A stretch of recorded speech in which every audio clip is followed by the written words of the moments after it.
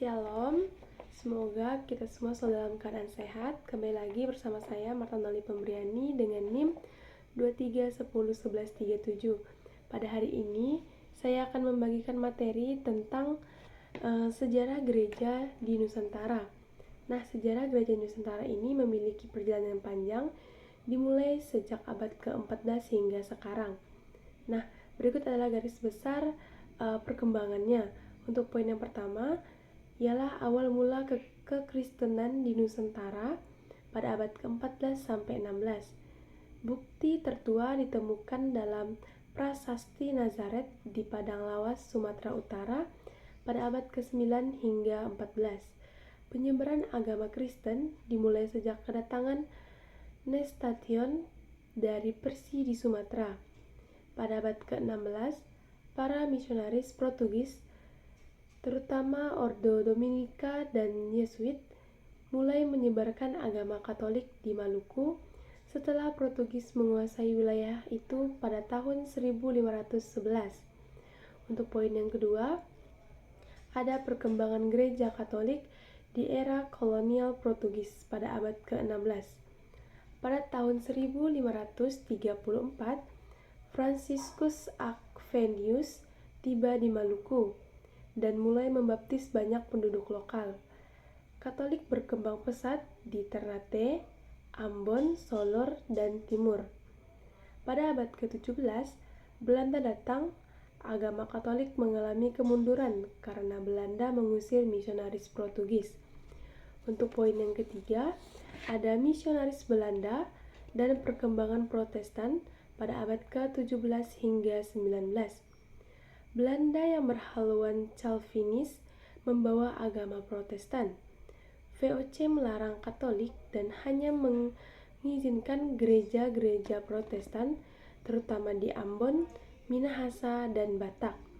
Gereja Protestan pertama ialah Gereja Protestan Indonesia bagian Barat atau biasa disebut dengan GPIB, dan Gereja Protestan Maluku yang biasa disebut dengan GPM. Untuk poin yang keempat, ada kebangkitan Katolik kembali pada abad ke-19 sampai pada awal abad 20.